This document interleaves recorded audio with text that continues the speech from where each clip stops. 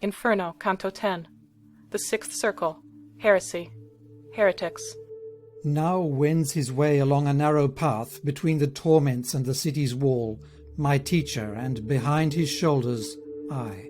O lofty virtue, I began, that leadst me around the impious circles at thy pleasure, converse with me and satisfy my wishes. The people that are lying in the tombs, could they be seen?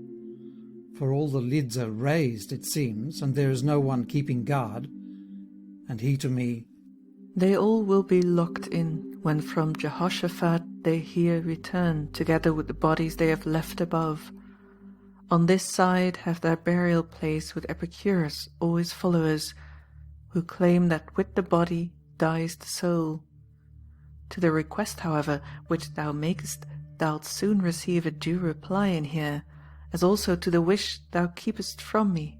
and I, Good leader, I but keep my heart concealed from thee, in order to speak little, nor hast thou only now thereto disposed me. O Tuscan, thou that through the town of fire dost go alive with such respectful speech, in this place be thou pleased to stay thy steps. Thy very language makes thee manifest a native of that noble fatherland, to which I was, perhaps, too great a bane. All of a sudden issued forth these words from one of those ark-tombs. Hence I in fear a little closer to my leader drew, and he said, Turn around. What dost thou?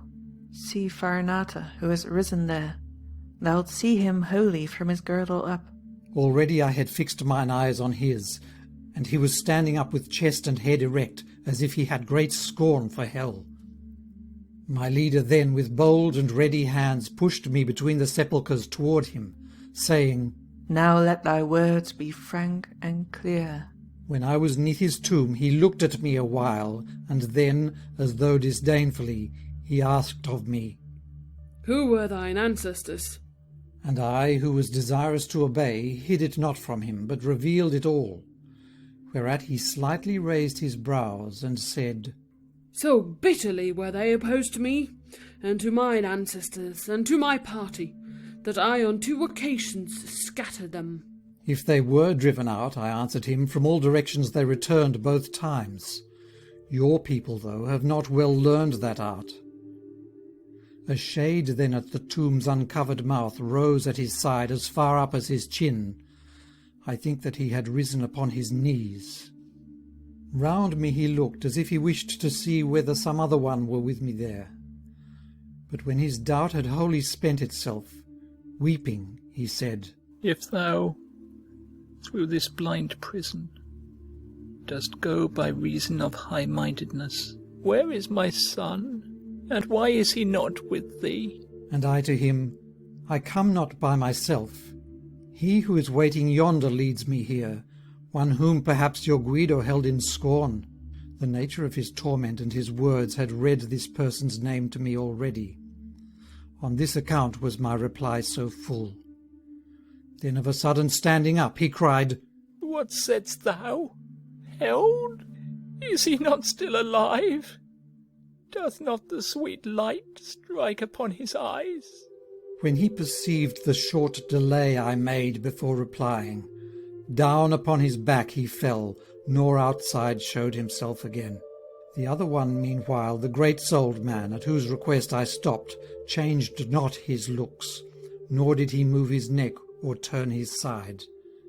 And, If continuing his previous words, he said, they have badly learned that art, far more doth that torment me than this bed. And yet that lady's face who ruleth here shall not be lighted 50 times again, ere thou shalt know how heavy that art is. And so mayst thou return to the sweet world. Pray tell me, why so pitiless toward mine? That people is in every law of theirs. Whence I to him, The havoc and great slaughter which caused the Arbia to be coloured red occasioned such petitions in our church. When, sighing, he had tossed his head, he said, In this thing I was not alone, nor surely had I, without due cause, moved with the rest. But I was yonder, where assent was given by every one to do away with Florence, the only one to openly defend her. So may your seed eventually repose, I begged of him. Untie for me, I pray, the knot which has perplexed my thinking here. It seems, if well I hear, that ye behold beforehand that which time brings with itself, while in the present ye do otherwise. We see, He said, like one whose sight is poor, things that are far from us. To that extent, the highest leader shines upon us still. When they approach, or are, our intellect is wholly vain, and we, if others bring no news, know nothing of your human state. Hence thou canst understand that wholly dead will be our knowledge from that moment on, when closed shall be the gateway of the future. Thereat, for I was grieved at my mistake, I said, You'll therefore tell that fallen man his son is dwelling with the living still. And if in answering I was mute just now, cause him to know it was because my thoughts were struggling with the problem you have solved. And now my teacher was recalling me. With greater haste I therefore begged the spirit that he would tell me who was with him there. He said, With over 1,000 here I lie.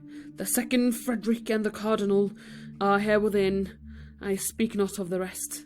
He thereupon concealed himself. And I, those words recalling which seemed hostile to me, back toward the ancient poet turned my steps. The latter moved, and then, as on we went, he said to me, Why art thou so perplexed? And him in what he asked I satisfied.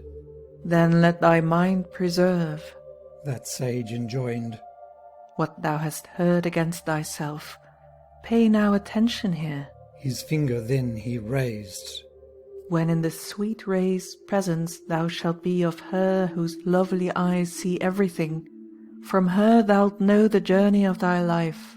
Thereafter to the left he turned his feet. We left the wall, and toward the middle went along a path which to a valley leads, which even up there, unpleasant, made its stench. End of Inferno Canto 10.